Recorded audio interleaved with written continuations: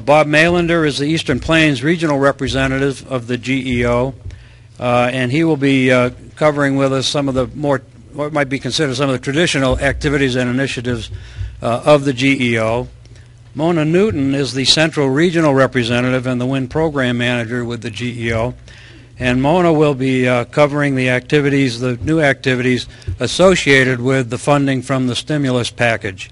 So join me, please, in welcoming Mona and Bob. Thank you. Thank you, Roger. Good morning, everyone. I'm happy to be here. Can you hear me in the back? Is this working okay? Come up a little bit. How's that? Okay. I'll try to talk to it. All right. Well, I was going to compliment the number of students that have shown up here this morning. This speaks very well of you, and I would also say that the Governor's Energy Office does a lot with intern programs. So if there are any of you that are interested in doing a summer program or some other significant kind of internship, we would invite you to go to our website and find our page where we talk about that. And in general, the Governor's Energy Office, Governor Ritter came to office in early 2007. He was elected on a platform considering a vision for a new energy economy. And so we want to talk a little bit about that new energy economy this morning. And part of initiating that vision is something Michael said a little earlier. We have to, Governor Ritter said, we have to change the way we think about energy. We have to change the way we think about energy, and so that's one of the parts of our program. Part of what we have done over a period of time in the Governor's Energy Office, as we've reinvented what we do there, is to try to help others think differently about energy. And that began, as all of you have talked this morning about, the climate action plan that he laid forth about a year ago, where he set forth goals and objectives. And so starting with Michael and his starting at the sun, and then coming down to Nick, who's talking nationally and internationally, what Mona and I would like to talk to you about this morning is how we in Colorado address some of these issues, some of the programs we have in place, some of the practices and opportunities that exist for Colorado energy. Don't know if this is the ultimate wave or if in fact it's the tsunami, but all we know is there's a lot of something coming down the pike, and so get ready. We do our work in a number of areas. These are the 8 areas. I guess there's 10 up there, but really there's 8 program areas that we work in the state of Colorado. These are on also the Governor's Energy Office website, and so the explanations in detail about each of those is posted there. I invite you to go to colorado.gov/energy to look at any one of those. But those are the things that we are working on right now. We work in all 64 counties through the combination of 4 regional representatives, Mona and myself included. We cover the 64 counties. We try to engage those communities in this discussion. We try to provide information to them, try to work with them to develop particularly planning and action plans that work for them, and we deliver, in some cases, small amounts of money. We're not an endowed agency in state government, but what little money we have, we try to leverage and we try to use as well as we can. And so our strategy is not unknown in grant making. We partner with different of the organizations that we work with, and we leverage money and trying to make that money go as far as we can. So we are doing 4 things. We identify resources, we remove barriers as best we can, we help meet goals to reduce energy consumption, and we try to help foster policies and programs that create new jobs. When we talk about the new energy economy and green jobs, what makes a new energy economy? I think we use that phrase a lot. And you know, in the past in this country, we've given away manufacturing, we've given away textiles, we've given away, you know, all those kind of jobs that were kind of the basis of our economy. We may even give away our automobile industry if we're not careful. And so what is it that makes the new energy economy important? Well, it's about green jobs, and it's about creating those kind of jobs that, in fact, are the future for the young people sitting right over there. What will drive this investment in green? Well, there's a number of things we're going to talk about here this morning. And then where is Colorado in the process? I want to show you some slides on that also.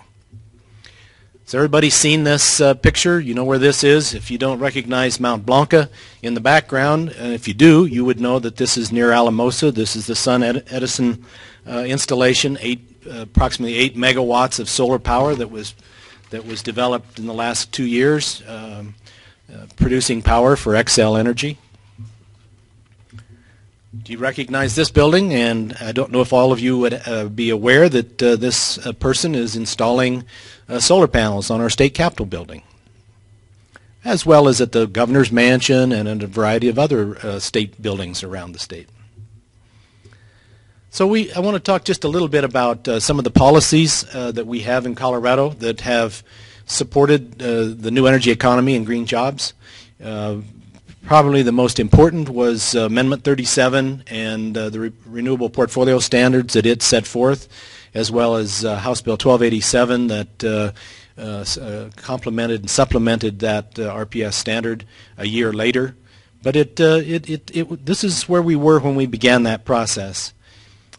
And we can't even see those, can we? Yep, that one sure washed out. We'll do that one different next time. So anyway, this is a slide that talks about the number of new jobs and new megawatts of power that have been created in Colorado because of the initiative, because of the new energy economy, and because of the companies that have come to Colorado to, in fact, develop and promote this as their business. I think every one of these, Mona, has got light printing on it. Well, you can see we had some legislation, and there's been been significant amounts of legislation in '07, particularly, which was the first year of the Ritter administration, and so there was a whole series of bills that were passed through that dealt with particularly with buildings, and we want to talk a little later here in the presentation about why buildings are important and what we're doing with buildings, both within the traditional GEO, Governor Energy Office programs, but also for Mona to talk about that as part of the American Recovery and Reinvestment Act funding that will be coming down the pike. And so we have a certain amount of, a certain kind of tools that we're using to impact buildings. Yeah, every one of these is just backwards. This is like the negative of what should be up here, I suppose. House Bill 1037 from '07 worked with the Public Utilities Commission to require electric utilities and gas distribution companies to develop and expand energy efficiency programs. It also put into effect some requirements for demand-side management.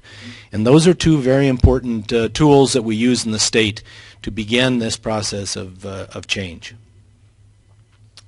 House Bill 1146 raises the baseline for local building codes. It's probably something that doesn't impact a lot of us in the audience, because building codes is something that they do with building inspectors and the folks at county and city levels whose job it is, and who oftentimes, if you've ever built a new house, you know how sometimes you cuss those guys. But really, what they're trying to do is enforce the codes that are in place to raise the efficiency of the residential and commercial buildings, and to save us money in the long term. These are other bills, but if you can't see them, I think I'm going to skip over that. Again, more bills. This slide, if you could see it, talks about the new drivers for the new energy economy. And it talks about a number of things. It talks about the federal cap and trade program, which Nick was just recently in his last presentation talking about, and what impact will that have on us as consumers and citizens. federal investment in green jobs, the stimulus package that is now before us. What's going to be the impact of that? These are federal programs, but probably the biggest impact that we're going to have on energy and on our future is not so much what the federal or state or legislative or policy initiatives have to do with.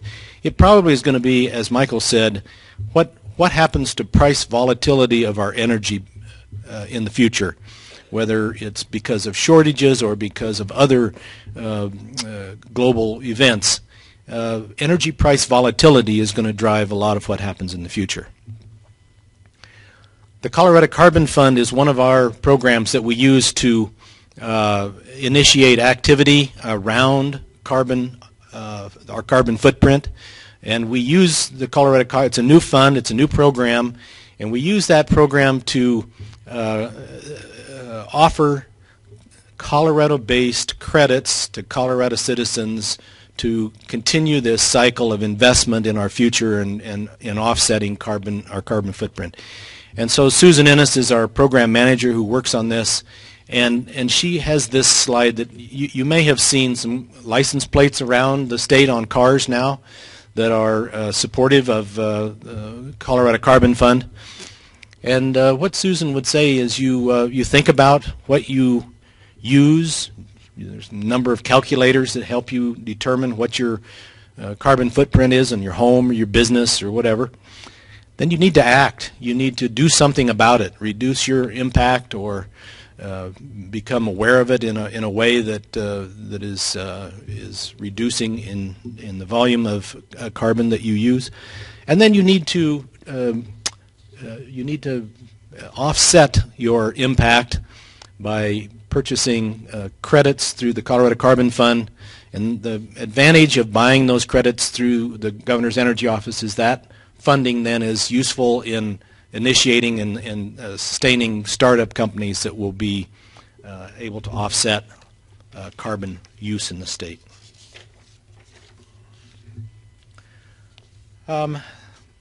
We recently did in this state a green jobs study, and it was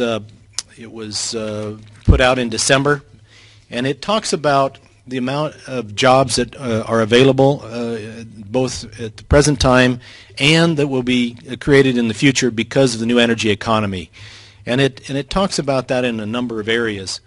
But one of the things I wanted to highlight this morning in my presentation was how buildings and why we work on buildings, both for our energy profile, but also for the amount of jobs and the number of jobs that could be created simply by working with buildings. Buildings consume about 40% of all U.S. energy consumption, as well as not just total energy, but also electricity, the CO2 that they create, and the greenhouse gas emissions as a percentage of the U.S. total. Again, buildings account for a significant impact in this slide. Some of these we can see. Great. And so, what we're going to try to do then in both the traditional programs but also in the stimulus programs that Mona will talk about, we're going to try to work with houses and buildings in different ways. One of the ways we're going to work with them is in a program for what we call Energy Star New Homes. It's an EPA, U.S. EPA program that does with houses what we've done with refrigerators, washing machines, and clothes dryers, trying to make them significantly less energy impactful. We're going to do it through new construction with our energy codes in Colorado. For existing homes, we have a program we call Insulate Colorado, and it's a rebate program. It's complementary to Xcel and the other energy companies that also offer rebates for insulation practices in your home. And then we're going to do some pilot projects that we're going to try to figure out how to more engage with homeowners. The Energy Star program has had a history of significant growth in Colorado, and you would think that maybe in face of the housing crisis and the downturn in new construction that's going on, that you would see these numbers drop also, but it's not happening. And we think one of the reasons for that is because of the awareness of energy profiles in homes that home buyers, well, let's go back to the home builders. Home builders are understanding that in order to sell their houses, they need an advantage, and one of the advantages that they have found, besides location, location, location, is Energy Star, Energy Star, Energy Star, and so they're using that as an entree point for marketing their homes to those kind of people who would find that to be helpful, useful, and valuable to them. And so you can see from these numbers that the percentage of new home construction has continued to go up over the years. And we anticipate that it will continue in the future even stronger. And so we do a variety of things to try to encourage Energy Star through grants and trainings and awareness campaigns. And so we have, in this effort, 54 partners around the state who are cities, counties, home builders associations, those sorts of organizations that work with us on this program. A list of communities that work with us, the Energy Star partners. I also wanted to mention, just at the end of my presentation, Michael had talked a little bit about how much energy there is in the solar world. And so the Governor's Energy Office has a solar program, and we, in an effort to facilitate the distributed nature of placement of solar panels on homes and businesses and farms and ranches, we have a program of rebates that we offer around the state, not only for solar PV but for solar thermal. And we've had some success with that in finding that, in fact, some of the communities, the day they announce the program, it is sold out, or they have to do a lottery in order to allocate the funds on an equitable basis. And so this is some of the numbers of how we do that. Solar rebate program up to $9,000, which is about as good as what Excel used to offer before they took their $2 away from it. But this rebate, along with the investment tax credit that is available, really does make a difference, and we hope to see a great deal of participation in these programs in the coming year. Okay, Mona, that's your key.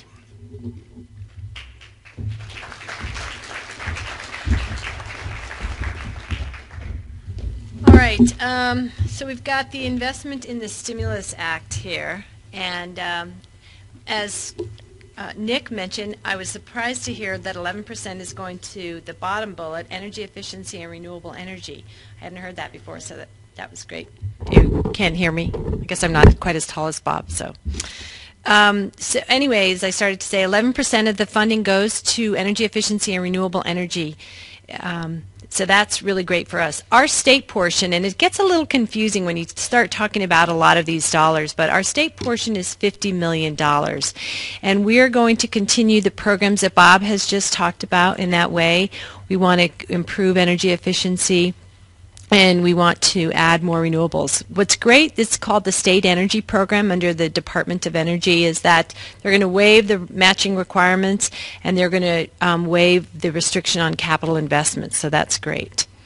There's a formulaic federal grant that some of you already probably know. Weld County will be getting about, I think $600,000, and then the city of Greeley is going to be getting somewhere in the neighborhood of $800,000, and that will go into the Energy Efficiency Conservation Block Grant, or that's coming out of the Energy Efficiency Block Grant funding, EECBG. We're learning a whole new slew of acronyms with this process.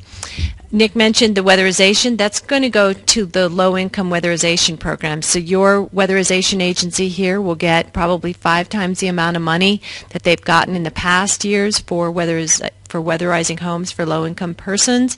And the actual amount of the allocation per household will go up as well, from $2,500 to $6,500. And then there's the state energy program money that I just mentioned, and that's the federal amount, not just the state amount. So $3.2 billion nationwide is coming through the Energy Efficiency Conservation Block Grant funding. Some of that, as I mentioned, the formulaic money, 68%. Actually, we figured out 77% is going directly to cities over 35,000 and counties with a population over 200,000.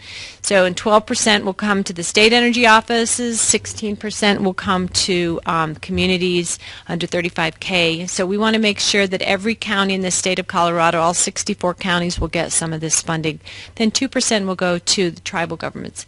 There's also a $400 million pot of money that is for competitive grants that won't be allocated by us at all or won't be allocated to any of the communities. So that's still up for grabs, so to speak.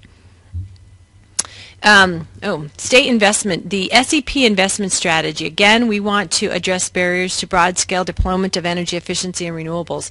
So one of our focuses at the office with some of our funding will be access to information. We know that a lot of people want to learn more about energy efficiency. I think that the previous speaker, Nick, was really talking about, people want to do something, companies want to do something, but how do I find that information? A lot of times you don't know. I mean, Walmart's taken this big initiative to promote compact fluorescent light bulbs, but a lot of times previously people didn't know, where do you buy a compact fluorescent light bulb? Where do you buy an energy efficient refrigerator? Who can insulate my home? What are the rebates? What are the tax credits? We want to make sure that we get that access to information out to people. We're also going to be able to create, with our funding, with part of the $50 million, a revolving loan fund, because we know that there is a tight credit market and businesses are having a hard time getting access to capital. So we want to make sure, and working with local financial institutions, because we are not going to become a lending institution, but working with them, we want to provide low interest loans to residents, to businesses, to other types of institutions that might want to do some energy efficiency or renewable energy upgrade. And so we'll be working on that. We also want to really promote performance contracting, and that's a way to access capital and pay for energy efficiency improvements by using the utility or the money you would have spent on utility bill payments. Access to services, that's another piece. We really want to focus on workforce development. There will be quite a bit of money at the federal level that we'll be going after, and we want to focus on the workforce development training. Bob mentioned the jobs study that we did recently. Martin Luther King Day, I spent half a day talking about what do we need in the wind industry. You guys know there's a lot going on here. You've got Vestas not only are building the turbines here or manufacturing the blades, but there's a 400 megawatt wind farm in Weld County as well. So there's a lot of opportunity there. We want to continue expanding the wind opportunities in Colorado and also the job force availability as well. So there's a lot of opportunities for energy efficiency to help serve the low-income population. And then the energy curricula. Again, UNC could be developing more opportunities for energy auditors. We hear a lot about engineering. I know that that's being developed. And then the business school, the Monfort Business Institute, I think there's opportunities for learning more about financing, really what's going on. The cap and trade program, you could do a lot there as well. So in the energy efficiency, and these couple of slides are a little bit confusing, but they focus on the basic overall topic. So energy efficiency, this gives you a broad base idea of where funding is going into. And I mentioned the state energy program, but there will also be funding for Energy Star appliances, so that's competitive money that the community and the county could go after if they want to, and a lot of it is without strings attached. I know that the county commissioners are, you're always concerned in a tight budget year, am I going to have to ante up money from my budget to get that money? Well, these dollars that are coming to the county actually come without a lot of strings attached financially. Yes, there are transparency and accountability strings or requirements that everybody will have to follow, but just we want to, the federal government wants to make sure, and the state also wants to make sure that these monies are going to be spent towards what they were intended to be spent for. There's money for increased energy efficiency tax credits. Nick talked about that earlier. It's the increase both at the residential level, so instead of a cap of $2,000 for a PV system, it's now 30% of the overall cost. There's better R&D tax credits if you're a business that's looking at a new technology. There's qualified energy conservation bonds, QECBs. There's a lot more money in that arena than there has been. In the school construction, there's money. Assisted housing, I know that the city of Greeley is working on some plans for some more assisted housing, so there's opportunities there. The renewable energy, Again, there's alternative fuel vehicle pilots program. There's the battery that was on Nick's list, battery production grants. There's other innovative loan guarantees where money will be available. And then in the green jobs area I mentioned, there's $750 million for working, training, and emerging industries. Electricity delivery and energy reliability, there's $100 million. That's really some of that smart grid. That's a big topic of conversation, is smart grid. And then there's the Job Corps training as well. And then the smart grid funding, $4.5 billion is going to go into smart grid this year. I know Fort Collins is starting to look at it. There's other communities around the state that are looking at what we call AMI, I think, alternative metering. I can't remember what that stands for, but it's really smart metering. How do you look at the meters from a remote system? If somebody's not using energy, can we help shut down some of their lighting or their energy using systems? How do we kind of transfer the energy around the grid so that we don't have to build as many new power plants? I know that Bruce is going to be talking later about the downtown area that they've got planned here that will help create an energy system for the downtown area. It's pretty exciting, actually. Then there's, as I mentioned earlier, alternative fuel, the vehicle pilot grant program. So there's a loan guarantee money as well. So there's quite a bit of money that we have to figure out how to access in the state. We want to try to get as much money as we possibly can. There will be a lot of competitive grants available that institutions, businesses, cities, and counties can go after without the aid of the Governor's Energy Office, and then there will some we hope to partner with you on. Grants.gov, that's the website to check if grant funding is something that you're interested in at your level, because they're announcing grants, it seems, weekly where money is available. Colorado still gets quite a bit of its energy from coal, and we recognize that, and we know that we're going to have to get that in the future. But there's research and funding available for carbon capture and sequestration and all these other items below: R&D, clean coal, industrial carbon capture projects, geologic sequestration. So there's quite a bit of money in that arena. Our program really is going to be required to meet levels of transparency and accountability. The governor has appointed a task force that's headed up by Don Elliman. He's the director of Office of Economic Development and International Trade, and it consists of other department heads around the state and other business leaders and also institutional leaders like colleges and universities where their overall responsibility is looking to make sure that we are going to spend the money the way it was intended to be spent. In fact, our budget is due to DOE in mid-May. We'll actually submit it to this group in early May so they can take a look at it, our plans. The state is in the process of developing an energy efficiency and conservation strategy. That's one of the requirements that everybody that's getting a Formulaic grant has to comply with. So the city of Greeley and Weld County will also have to develop their own strategy and submit that as well. So that's something that will be done. We have on our website, Bob mentioned our website for our general programs, the colorado.gov/energy. If you also add /recovery to that, you would get to the recovery programs that the GEO, Governor's Energy Office, has on our website.